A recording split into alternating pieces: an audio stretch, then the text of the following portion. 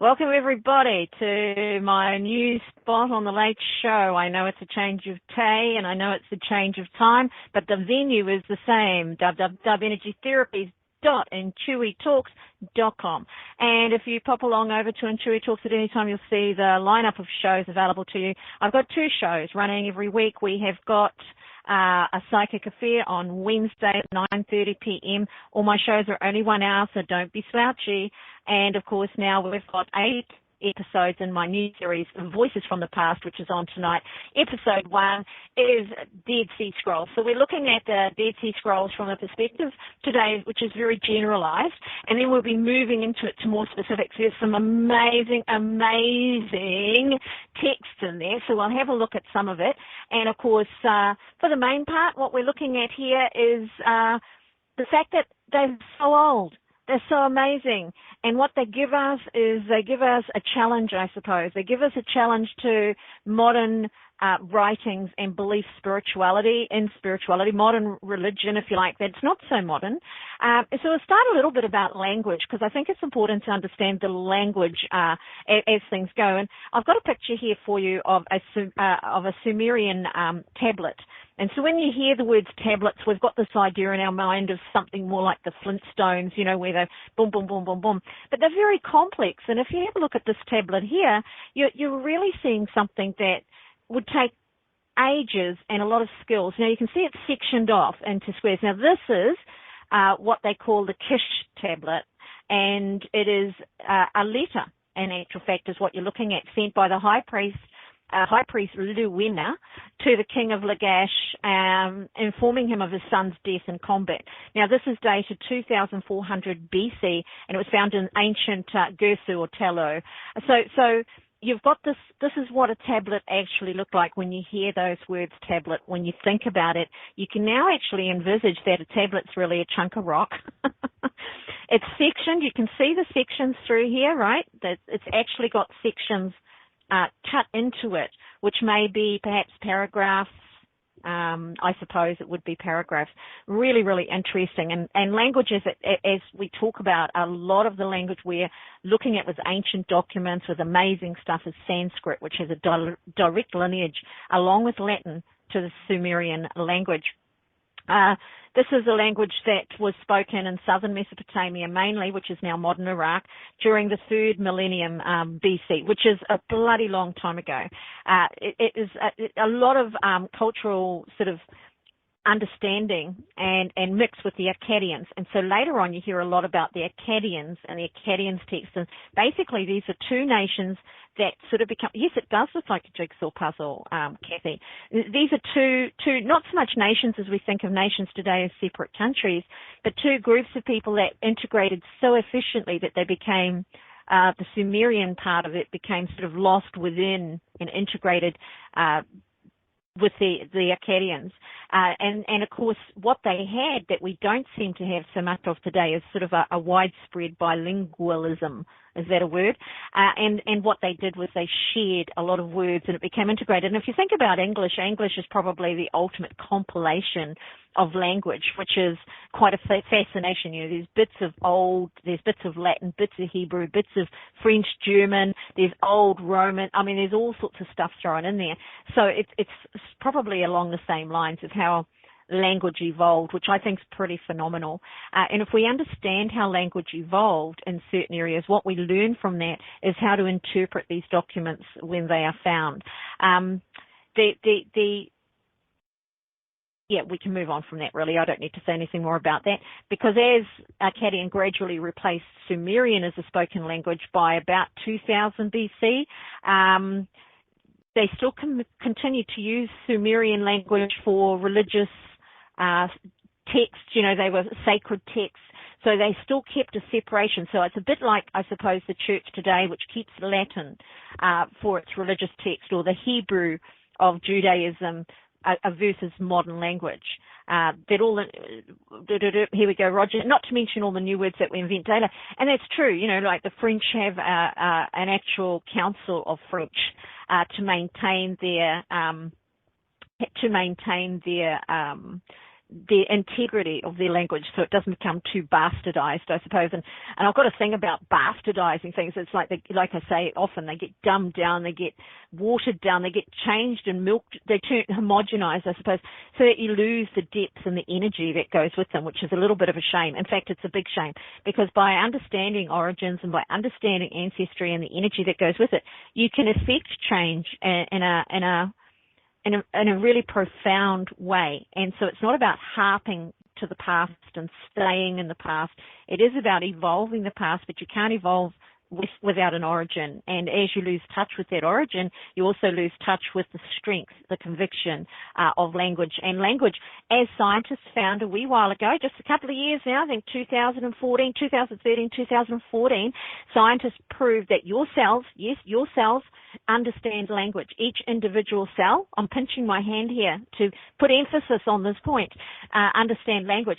So if as a baby, as you are being carried around by your mother, you understand language before you're even born. You have an innate genetic predisposition to language because of thousands of years of humans using it. That's how important this is, really, when you think about it. If we hadn't used language for thousands upon thousands of years, we wouldn't have genetically modified our systems to understand nuance, to understand the energy behind a word as much as the word itself. So it all goes together. I was talking to somebody about this the other day, you know, the words that we use today. I swear a lot in normal day-to-day life. And a lot of people do. And New Zealanders, Australians in particular, we're really bad for it. We're just really bad for it. We just swear all the time. It's just nothing. Or so we thought. A Canadian school, for those Canadians here, will be pleased to know you've bought a few amazing innovations and tests or experiments that have been taken on in other parts of the world.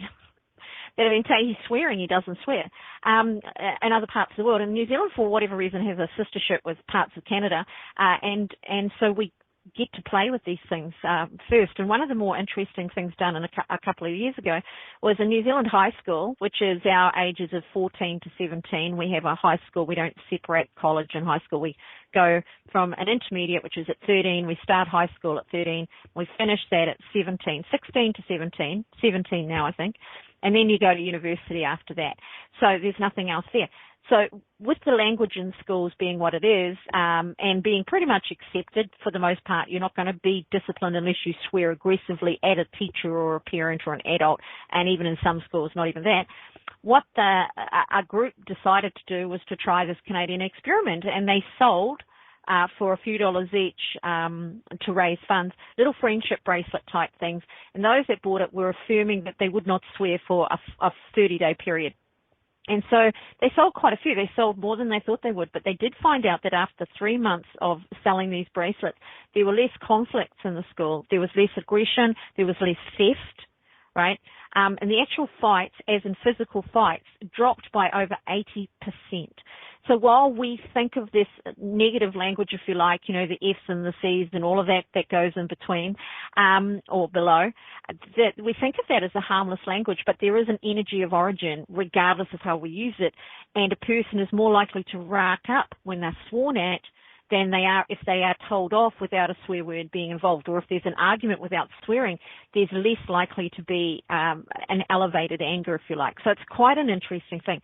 My point being is that we can't escape energy that goes with a word, no matter what we like to think. We can't really escape it. Maybe in another 500 years, that energy will be taken out of the words. I'm certainly not offended by them. So forgetting, you know, offense and all that stuff, we need to understand that language is phenomenal. And Sumerian language in particular is the earliest known, not verbal, right, not verbiage, but it's the earliest known written language. And if you have a look at the characters there, they're definite characters.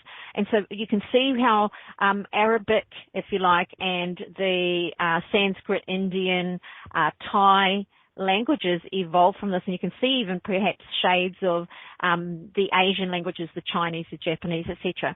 So as we move on, this Kish tablet is the single oldest tablet known, which was found 2400 BC, as I said earlier. Now, Sanskrit and Latin and the Aramaic language are a direct outgrowth of this language that we're looking at right now.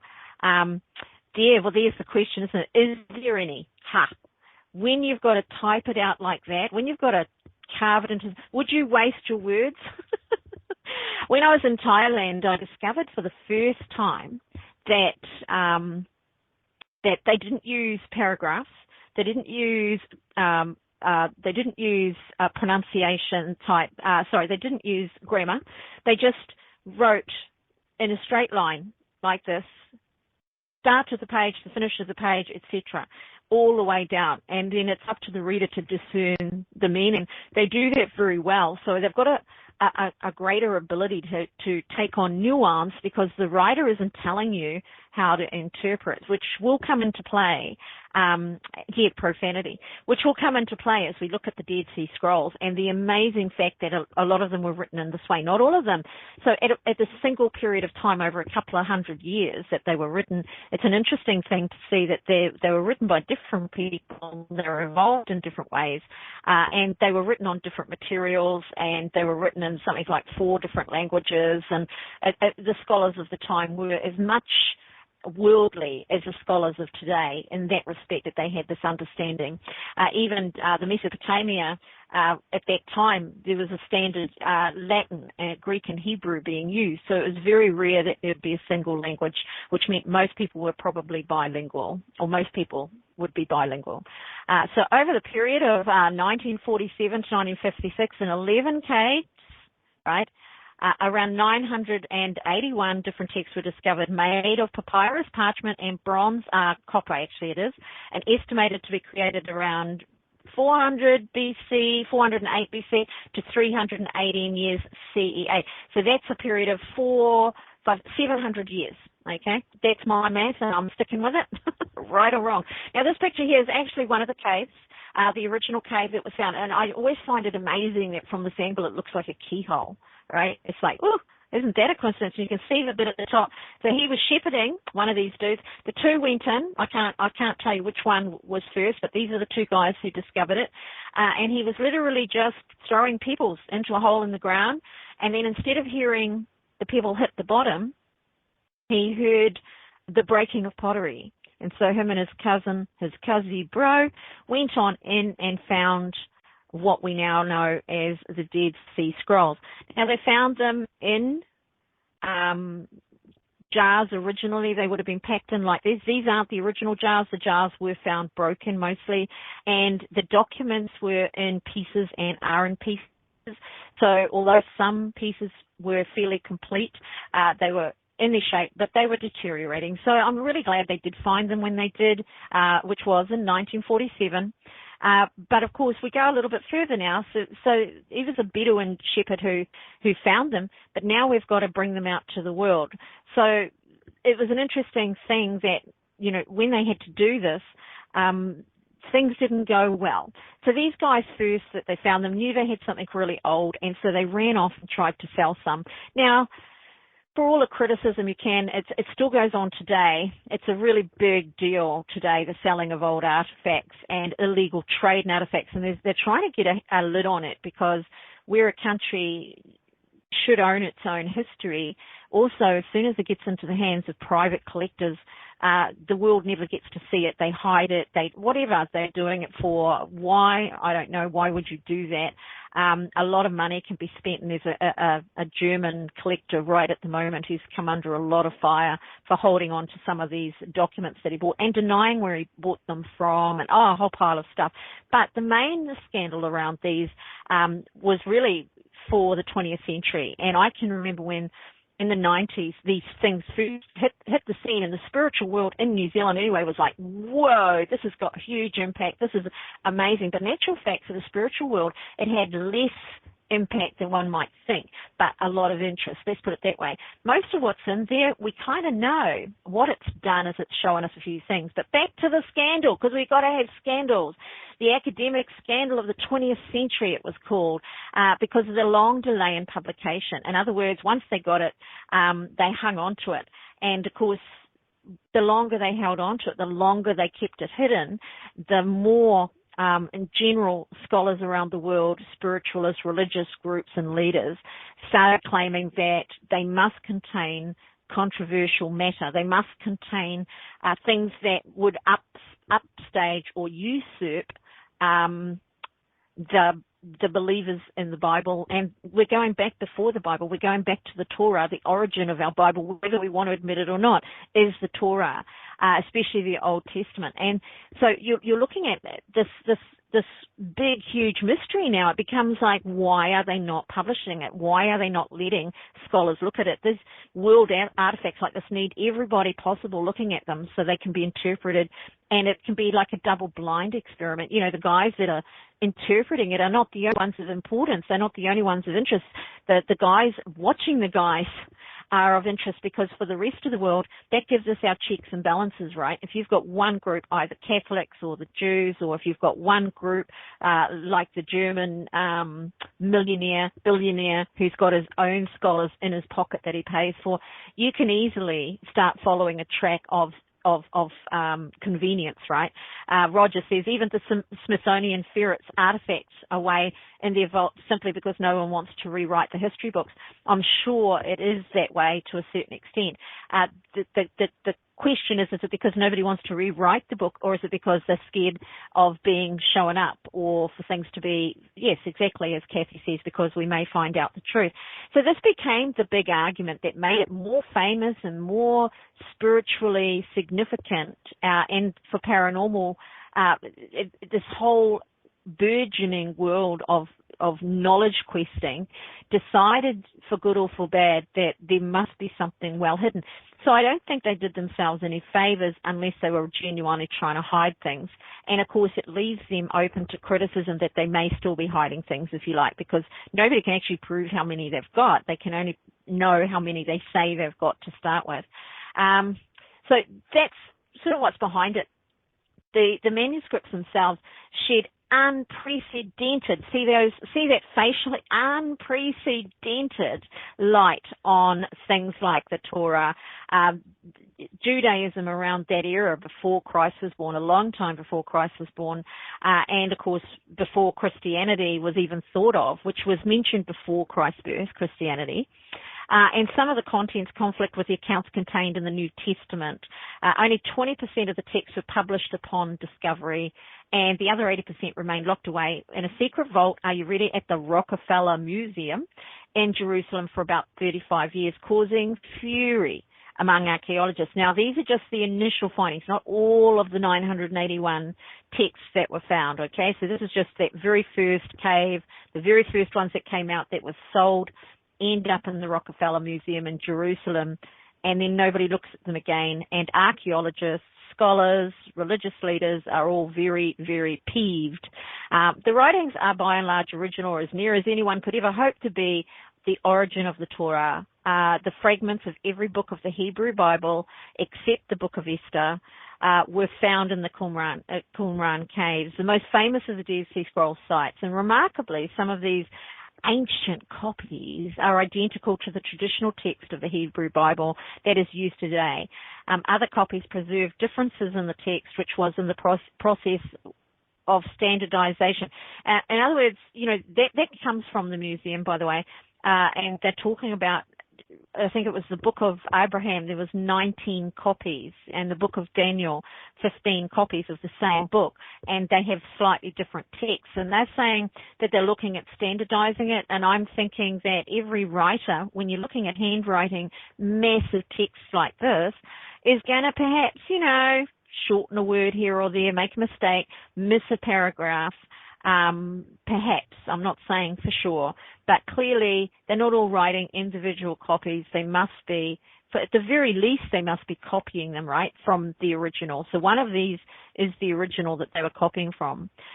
In general, it is thought that they were written during the Second Temple period in Jewish history, and this lasted from 530 BC to 70 CE, and the Second Temple of Jerusalem existed then. The sects of the Pharisees, the Sadducees, the Essenes, the Zealots were formed during this period, and they fascinate me, by the way. They fascinate me. They fascinate me. Do a lot of research on them, and we will get there. We will get there. We will start looking at these ancient civilizations and where they were at spiritually. Quite an amazing, amazing thing. So this particular slide here actually says, I love it, I love it, I love it. In the beginning, God created the heavens and the earth was formless and void. The darkness was upon the face of the deep, and the Spirit of God moved upon the face of the waters.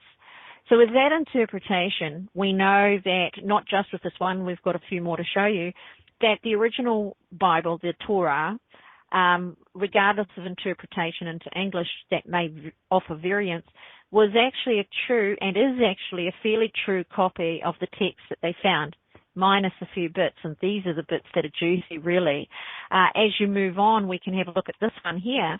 Now, this one is slide 5, is how good and pleasant it is when God's people live together in unity. This is part of Psalms, and the book of Psalms is one of the best preserved biblical scrolls, containing 48 Psalms, including 7 that are not found in the standard Masoretic version of the Bible. In other words, they didn't come forward to us. An additional prose passage provides one of the most ancient references to King David as the composer of the book of Psalms. It says, and David, the son of Jesse, was wise and a light like the light of the sun, and he wrote 3,600 Psalms.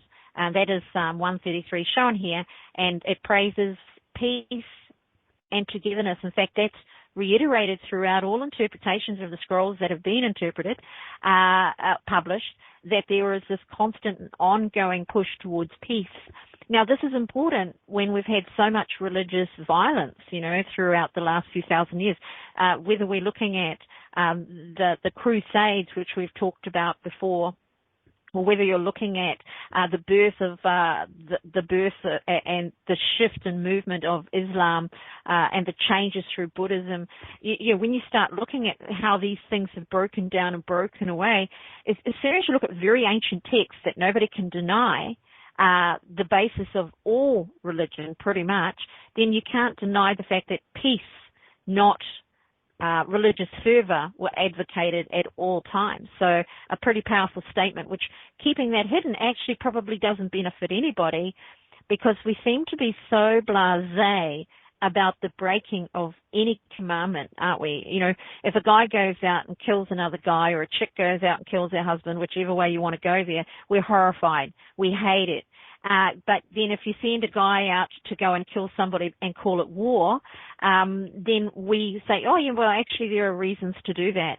Question from Kathy, do you think that the scrolls were done for all religions? I don't think the scrolls were religious at all. That's what I don't think. So there you go. But we're talking about the basis. So because we're going back over 2,000 years before Jesus was born, so we start there, the idea of the word religion is different. If you go back and look at my shows on Jainism and a number of the different sects, if you like, religious sects, all of their temples were open to all beliefs.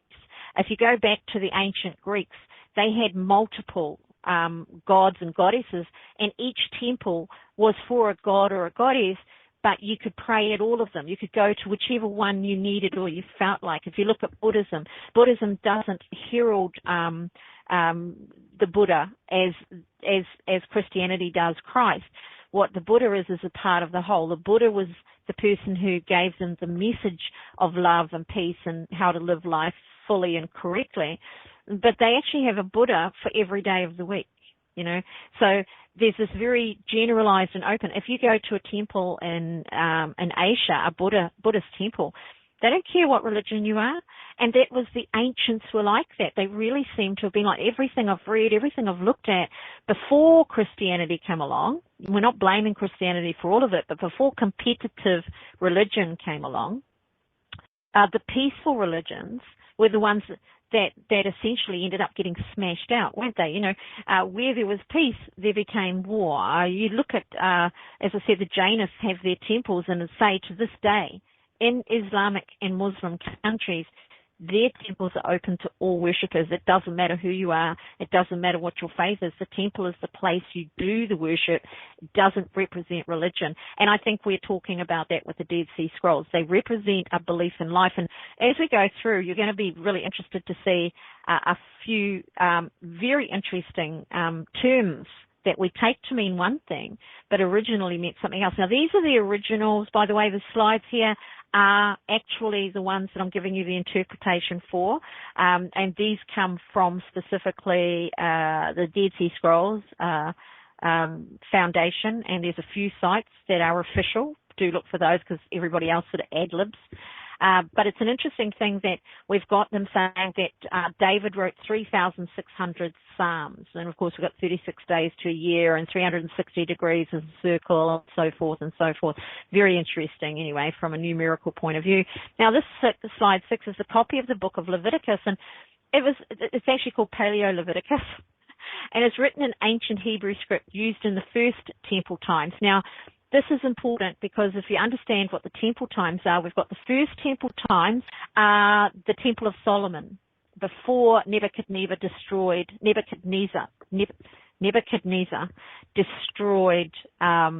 temple and destroyed the throne of Solomon, the Temple of Solomon, which of course people treat as a hallowed space, the first temple. And of course it's where the site of Solomon's Temple is where the Templars, the Knights Templars, went and developed their headquarters. They wanted specifically to be there. And when we talk about, for those of you that have listened to the Knights Templar, a show that I did a while back, if you still haven't, go and have a listen to it. They're all here and they're on Spreaker as well as iTunes, Google Play, and Kiwi 6 and Stitcher. So and there may be more by now because Jenny just keeps putting them out there for us all. When you start looking at why they wanted to go there, there's this whole culture of treasure hunting around the Knights Templar. But then the question becomes, okay, we know what they did and we know how they got rich and we know what they got from that. But what were they looking for at that site? What were they hoping to find that they wanted to be in Jerusalem for? What were they looking for that they wanted to be in these places for? What is the Catholic Church looking for that they wanted religious strongholds? And I know it wasn't missionary. They weren't missions. They weren't trying to convert people at that time. They were there for a reason. I've always felt that's my personal belief. But in this ancient Hebrew script, the fragment shown here deals with the prohibition. So we're going to love this for a second. The prohibition against the ancient cultic practice of sacrificing children to the Semitic god Molech, and the punishments for violating this ban. So there was a time where you sacrificed your kids to a god, and for whatever reason, and of course now they made a law against it. So we're talking about revelations in regard to society, community, what they believe in. And what I'm going to look at a lot more closer going forward is the 12 minor prophets. This is exactly that. And if you have a look, you see these yellow highlighted pieces here and there. That's actually editing. They're editing their own scripts here. So this person's writing it out and editing it. You know, there's no delete. You've just got to do it on site. And so they're getting an insight into the terminology, the wordage, how things are put together. But this is the 12 minor prophets, and the scrolls of the Judean desert offer early evidence of the compilation of these short prophetic books. Now, we didn't get all of them into the Bible, unfortunately, but these were a single literary work. They weren't broken up and dumped around all over the place. So the prophets themselves, or the 12 minor prophets, it's known as, so we're talking 12 prophets. These were discovered in an interesting name of a cave called the Cave of Horror at Nahal Hiva, which contains a prophecy of Micah about the end of days and the rise of a ruler out of Bethlehem. And so these are a lot of these prophecies of the end of days prophecies, which is interesting insofar as these are probably, if not likely, the basis for the end of days prophets, which didn't start till the 50s, by the way, and these big end-of-days religions or cults or groups, call them whatever you like. And, of course, it's noticeable then, of course, that the end-of-days prophecies from the 50s came out only after these Dead Sea Scrolls were found. So I think in that way they've had a profound effect on modern religion and belief.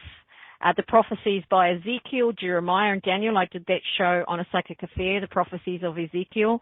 Daniel was where one of the first prophecies. So these are the great prophets of the Bible, Ezekiel, Jeremiah, and Daniel.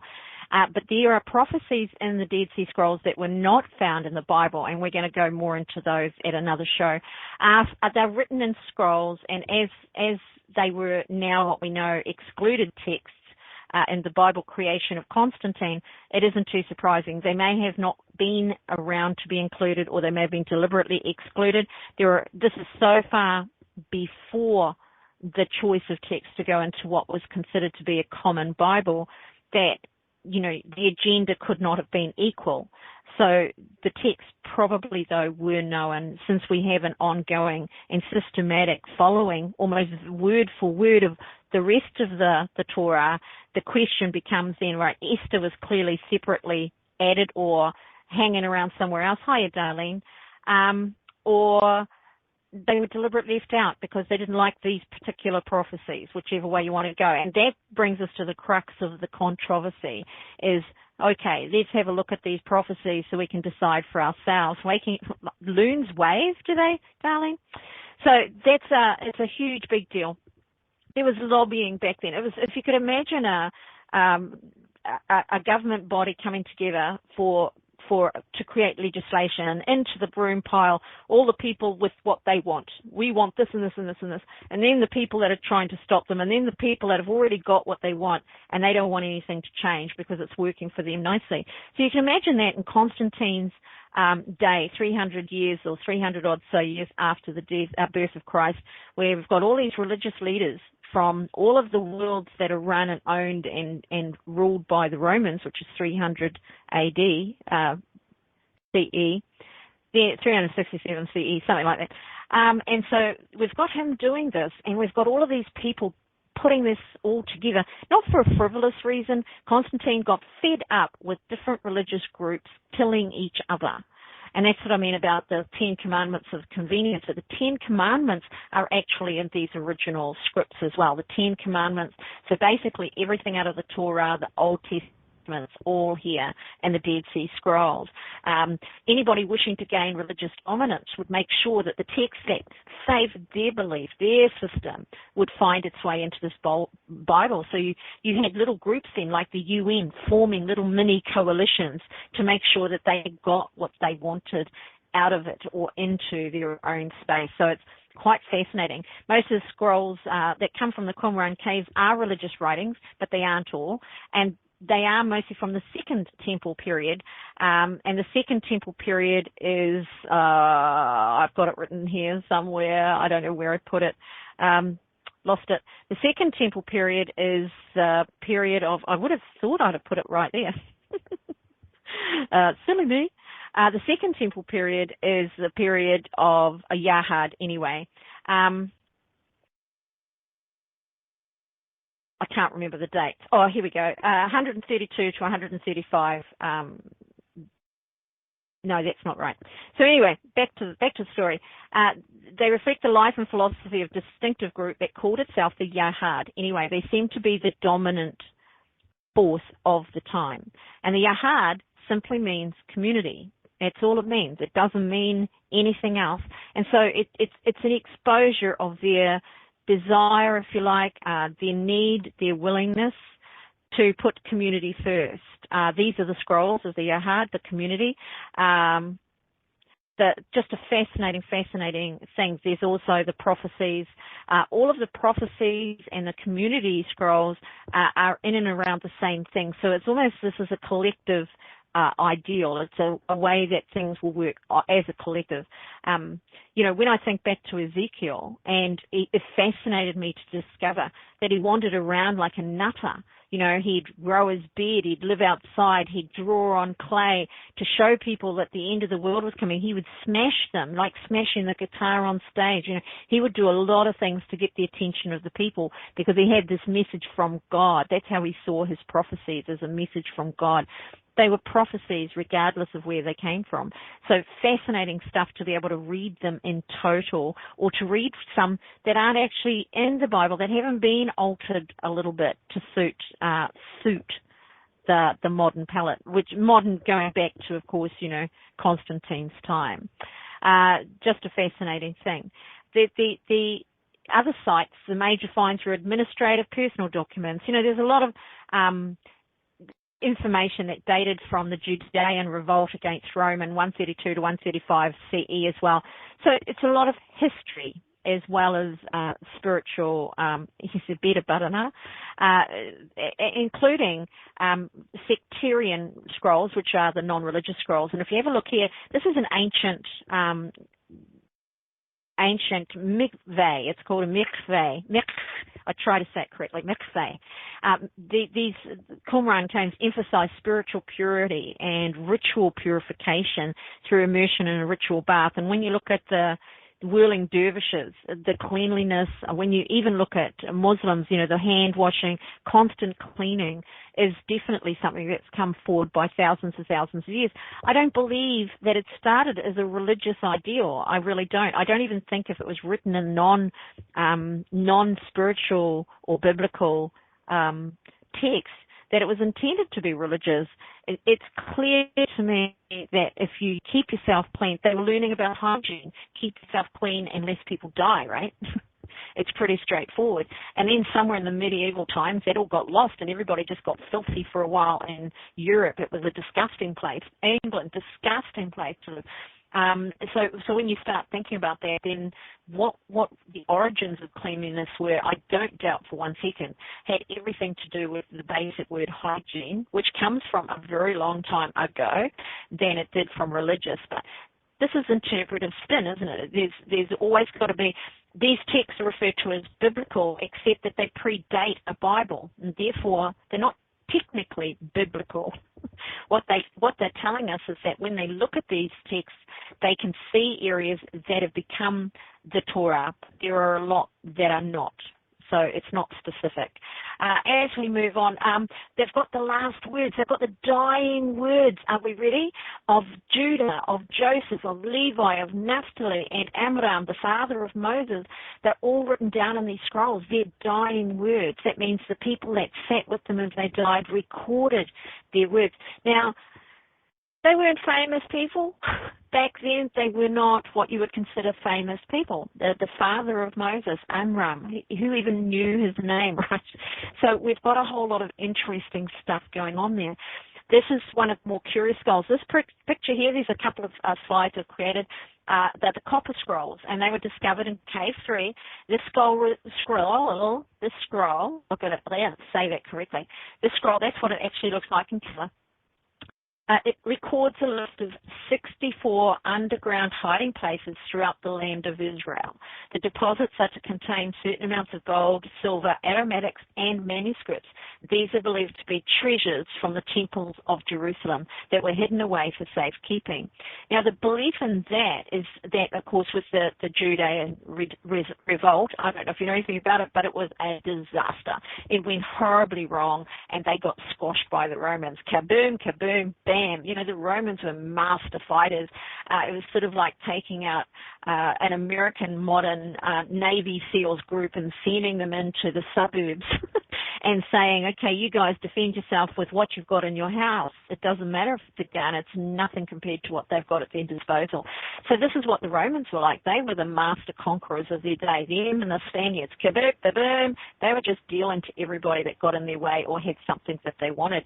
And so they were spiriting these away in these caves to protect them. They knew, they were thinking ahead, pretty much the same way we would do now. If you knew that a particular place, well, they've done it now, haven't they? In Iraq, they've now got the artifacts, ancient artifacts safekeeping, and they're encouraging people to bring any artifacts out of war zones if they know where they are, or to tell them, and they bring them all to this one place so that after conflict they can return them to the people rather than them being raped and pillaged by invading forces, etc., or sold underground by the poor who are trying to make a living because they're struggling. So it's a very interesting thing. So there's 64 underground hiding places. Now I come back to the Templars. Now, while these weren't discovered in modern times till 1947, who's to say that there weren't those that knew about them prior or had perhaps other, these aren't the only caves there are, so perhaps there were other discoveries this is the only copper scroll found, so there was possibly other copper scrolls, or there were other scrolls found another long time earlier than 1947, where perhaps there were those that were treasure seeking even then. So quite a fascinating thought for me to look at that. And so that's it unrolled. I mean, it would be delicate, it would be beautiful, it would be the most amazing, amazing thing, wouldn't it, to just look on that. Now, the Dead Sea Scrolls go around the world now, so keep an eye out and or type in, to your local museums and ask if they're planning on getting it, and go and have a look. You can have a look at something that is that old, the original fantastic history of modern religion, really. But no, I don't believe it was religious. So there we go. There's the next temple scroll. This is found in Cave 11. Is amazing in itself. This thing, it's like, the speech that goes on and on and on and on. Its present total length is 26.7 feet, which is 8 and a bit meters. I'll say 8 and a bit meters.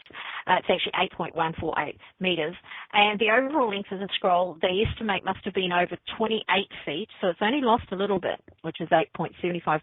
So can you imagine writing this thing? Dunk, dunk, dunk, dunk, dunk, dunk. And as you're writing, you're rolling it up on one end as you're writing it along and along. But you have to have this parchment or whatever it is, going on. I don't know whether they had to glue them together or what, but what a fascinating thing. Now, this temple scroll has in it some fascinating stuff. A new passage in the book of Samuel that may help explain the missing prophecy. And these are where the Dead Sea Scrolls get exciting to me.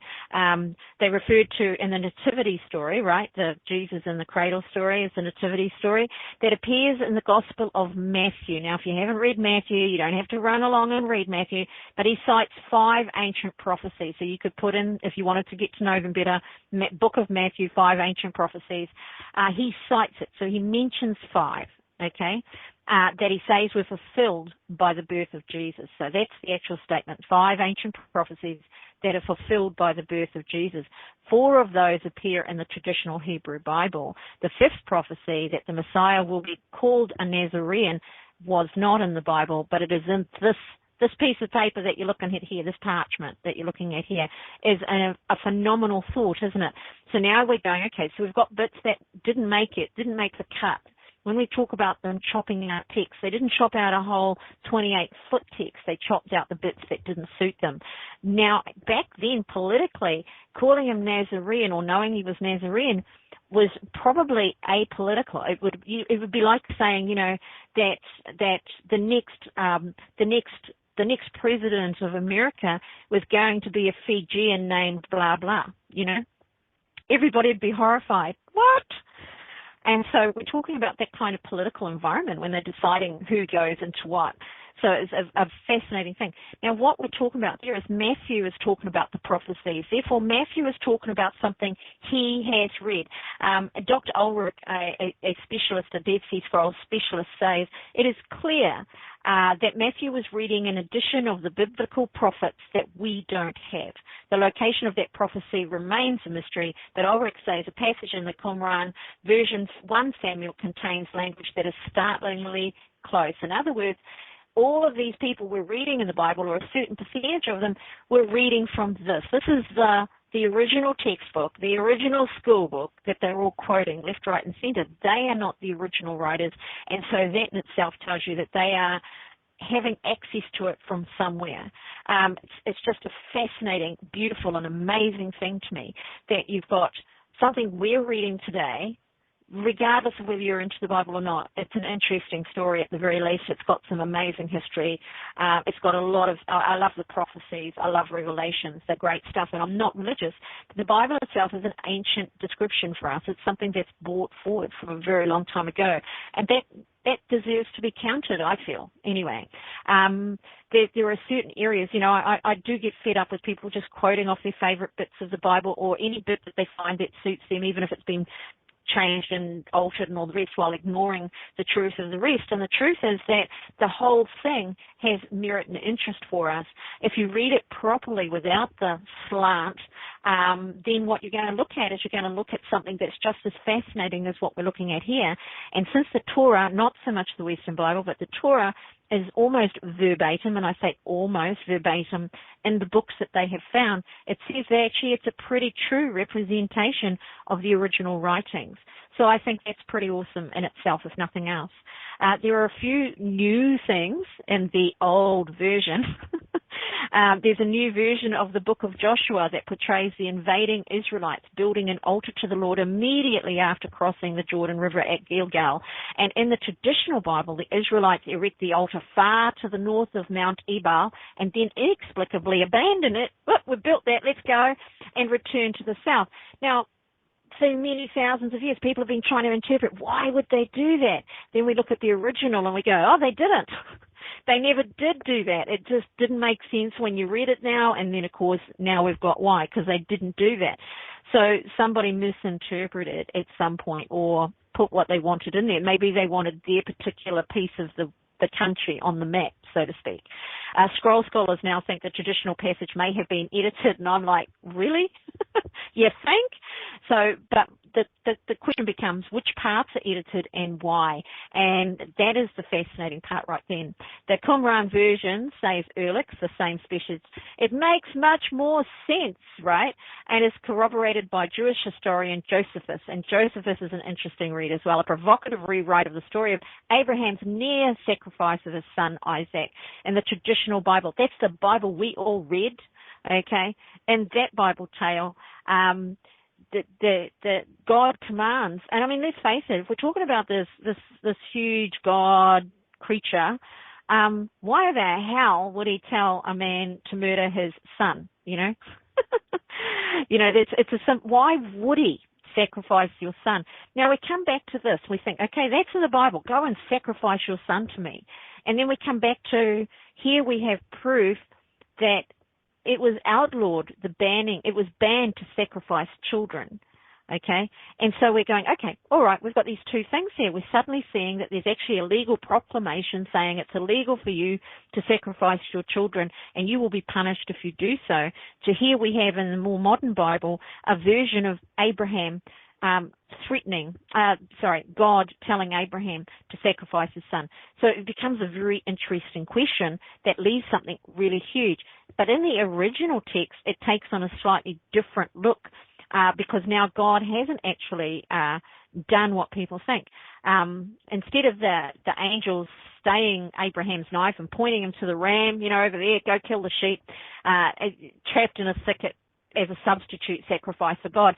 The second thing about that whole idea is that God would be fooled by this. He would think, oh, yeah, okay, I've asked him to go kill his kid, and I'm omnipresent, know everything, and here he is, he's going to kill a sheep, and I'm not going to know that he's done that. And an angel that I created, by the way, before I created man, is going to go and betray me and tell him not to do it. All very weird stuff, right? Or because his intentions were that he would do it, we will save him from doing it because it just proves that he loves me above his own family. All sorts of weird stuff going on in there if you want to read about it. Infanticide, in the original scroll, Vanderkam, before the original scroll, there was a professor at the University of Notre Dame, and he always questioned, and very publicly questioned, why, as a theological question, how could God tempt Abraham to slay, how could God tempt Abraham to slay his son? And of course, any of us say that. I just said that. And in the Qumran text, he says, attempts to soften the blow of God's action by introducing a Satan figure. Now, he says Satan, it doesn't say Satan. It's a figure called Mastema, or Prince of Malevolence, who goads God into the test. So now we've got a God who, according to the original text from way, way back, could be egotistically inclined because he's been goaded into a test with the devil, if you like, or with some kind of malevolent being who says, go on, let's just see what he will do if you put him to the test. And so God does not originate the evil but merely countenance it and permits Abraham to prove his faithfulness. So your faithfulness, and it's this huge kind of weird thing. the whole question around all of this is very suspect. It's like, really? Come on, dudes. So we start to question the word God. What are they actually talking about? Are they talking about God? Are they talking about an extra being out there? Or are they actually talking about some inner spiritual being, as in the Tibetan Book of the Dead, when they talk about all these spirits that you're going to see after you've died? They tell you that this is all in your head, which I think is phenomenal. We just need to look at a schizophrenic. I was listening to a psychology. I do psychology training stuff, blah, blah, blah. But anyway, I was listening to one of the video breakdowns on psychosis and schizophrenia and a case study of a schizophrenic, and I just sort of thought, the big deal for me here is that all of these psychologists make out that it's really unusual to hear voices in your head, right? And I'm like, we all hear voices in our head, don't we? Or is it just me? Because I don't want to be schizophrenic, so you all have to, right? You all have to be hearing voices in your head too to make me normal. And if you're all hearing voices in our head, if we're all hearing good voices or bad voices or mean voices, mummy voices, daddy voices, strange voices, if we're all hearing these voices, then is there such a thing genuine as a schizophrenic hearing voices? Are they hearing themselves, their own thoughts, as we do hear them as voices? And so I didn't see one person type in that they heard voices, which disappoints me greatly. In your own head, you hear voices. We think in voice, we think in sound, we think in memory, we think in all these ways. And so it questions or leaves open to question what exactly they're talking about here, because none of it absolutely makes sense. But here we go, the mystery authors. Nobody knows who actually wrote these. There have, in actual fact, been corrections made to the Qumran, to the latest editions of the Bible, by the way, because of these texts. It's not bad when I take my headphones off, says Roger. Ha ha! You hear this voice in your head now. Now it's the scary time. I want to kill myself. But other issues still divide the scholars, really. One is the nature and identity of the people who wrote the documents, and this is a big question. I'm going with the Essenes, but of course that's a question. They were written and hidden by the Roman invaders in the caves. And, of course, the strongest theory is still that they belonged to belonged to the Essenes, that they were written by the Essenes, who were said to have predicted the coming of the three Christs, by the way, which we'll look at another time when we look at the Essenes, which is another series. Unfortunately, it's not this one. We've got too many yummy things to do. We've got the incantation bowls. We've got the Egyptian Book of the Dead. We've got so much awesome stuff. So it's fantastic to look forward to. But then I'll go into some of these lost civilizations, if you like. I'm not sure if I'll call it that, but, the Essenes withdrew into the desert. They separated themselves out deliberately, and from there there's not a lot known about them, but what is known is definitely fascinating and mostly hearsay. But there are some writings that they constantly, even in the Bible, come back. There's mentions. It's elusive, it's intriguing, it's captivating, the mentions of these different groups that were around in those times, and that seem to just sort of disappear and fade away. They were ascetic Jews, which of course we've got ascetic Jews now, and so with them withdrawing, the idea is that they did that to await the coming of the Messiah. And I'm like, well, really? Do you think? Maybe not. But I do believe, like many energy-based spiritual practices like the Shugats, and there's a whole lot I could go into them. The origins of Reiki is not Reiki. It comes from something that was already existing in Japan long before that, Shurigen. And these guys all separated themselves. The Tibetan monks, they all separated themselves, and why they did that was to maintain the purity of what they understood, to not their belief, but to take their practices and narrow themselves down so far with meditation, with chanting, with breath exercises, to gain their prophecies, to gain their communications, whatever you want to call it, the information that's coming to these people from whether it's deep inside themselves or somewhere outside of themselves. They were singularly focused on narrowing their group down so that they could create the best energy, the largest, loudest energy to receive, actually. So it's quite an interesting, another I'm off on a tangent really, so I'll let that go for the minute. But basically, we've got this idea that's what the Essenes did. Some scholars now think the scrolls may have been transported from Jerusalem shortly before the Roman invasion. And if that's true, then the diversity of views contained in the scrolls suggests that mainstream Judaism was much more pluralistic. In other words, it was much more open and broad, but that marries into some of these things, as I keep mentioning, Jainism, Mithraism, all of those areas where basically you could have your own beliefs. Nobody was too worried about that. And that temples were essentially places to go and revere the God that you believed in, or to revere your own spirituality. It didn't matter, to go and contemplate, to think. Now, if you look at the origin of the word temple, by the way, it was palace. It wasn't actually any kind of religion. Again, religion came later.